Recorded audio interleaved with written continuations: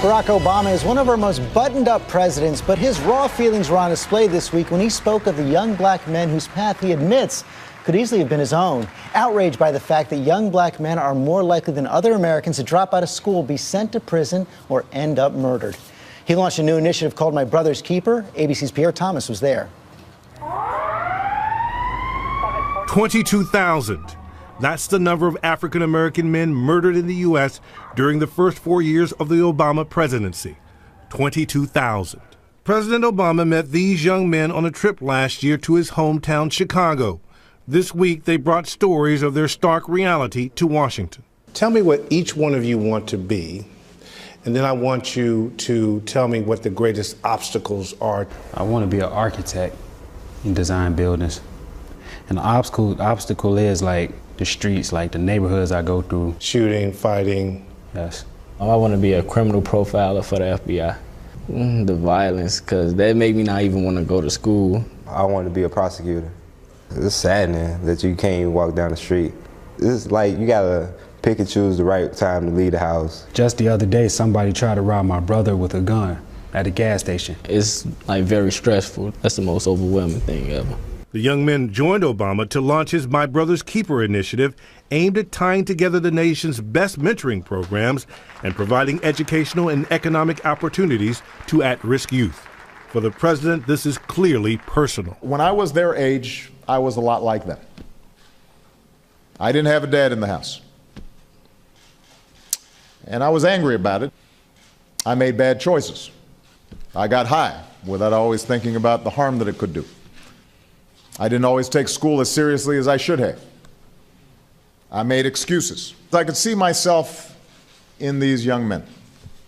When I made a mistake, the consequences were not as severe.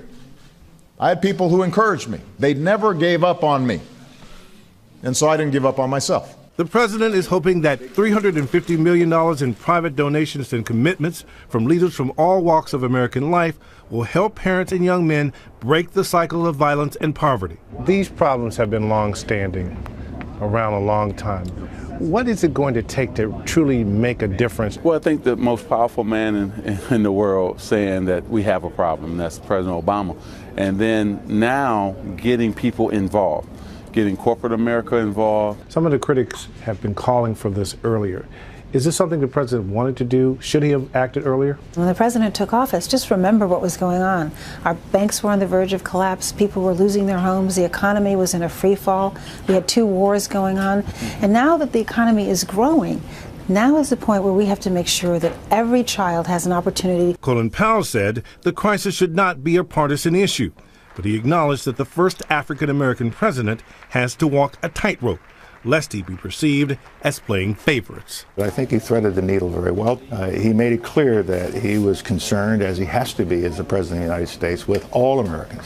But when you have a particular unique problem that has historic roots to it, and those historic roots continue to contaminate the present, in order to prepare for the future, you can't hide from this problem. Obama called the plight of so many young people an outrage. 22,000 dead. For This Week, I'm Pierre Thomas, ABC News, Washington.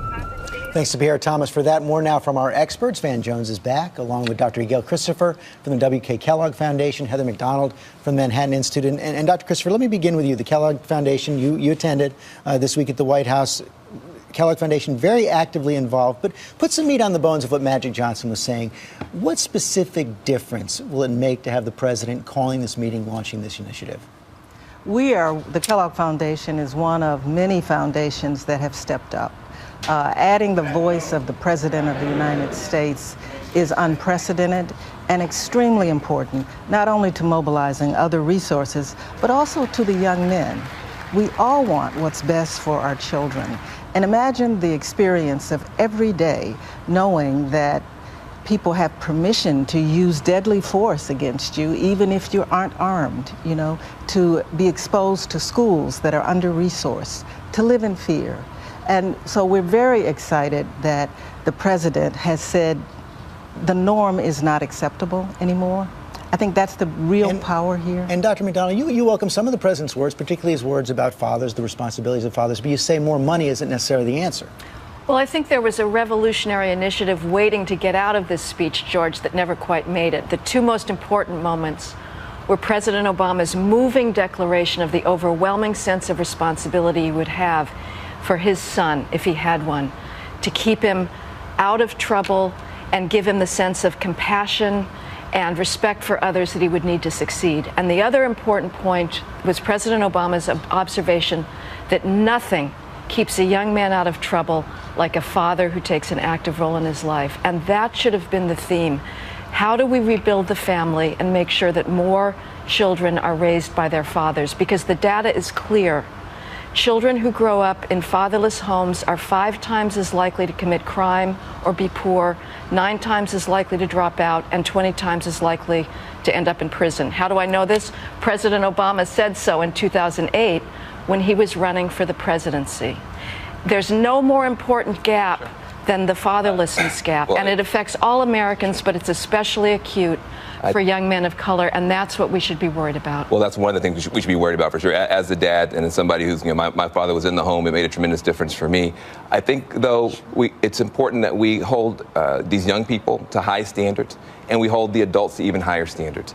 It's very hard to climb a ladder out of poverty that doesn't have any rungs on it, and we've got to begin to put those rungs of opportunity back for these kids. And listen, everybody else who got in trouble in America, Wall Street got in trouble, we were there for Wall Street. The auto industry got in trouble, we were there for the auto industry. You got a whole generation of young kids who are clearly in trouble. I'm so proud the president finally stepped forward. How will we know if this is working?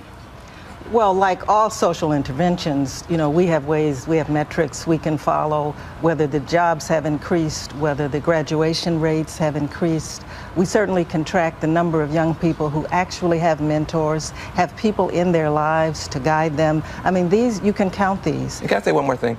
I do think, I agree with what you're saying about fatherhood, but sometimes my fear is that people will say, well, it's just up to the dads.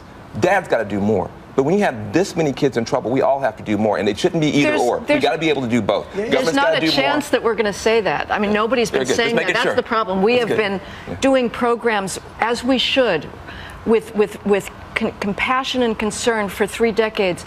They haven't made much difference because nobody's willing to talk about fathers and say they are not an optional appendage to children. There's wonderful single mothers there who are trying to do the best by their kids, but kids need their fathers. And until we can rebuild the family, it's a false argument. Let's talk about it. Obama could have started a discussion about fathers. It is the issue. There's nothing more important. It's one of many. It's one of many issues. 73% of all black children are born to single mothers, compared to 29% of white kids. These statistics you're talking about, these statistics you're talking about are heartbreaking for every African American. You think that you need anybody to tell us how terrible this is? We work on it every day, but we also need corporate America to step up. We need the president to speak out. We need more things than just dads doing better. Well, let's have corporate America talk about fathers. Last word. Julius Wilson framed this decades ago. When work disappears, marriage declines. And as long as we have communities where there are no job opportunities, where the education systems are failing, you will not have an increase in marriage rates. Obama you can't take the fatherhood discussion and isolate it from the reality of the economic challenge. Obama has said there's too many fathers who are acting like boys, not men, and nothing prevents you from marrying the mother of your children. That is within your own personal choice. And we have to say that fathers are essential to their kids. Amen. I agree with you. I agree. We're going to have to revisit this debate. Thank you all very much.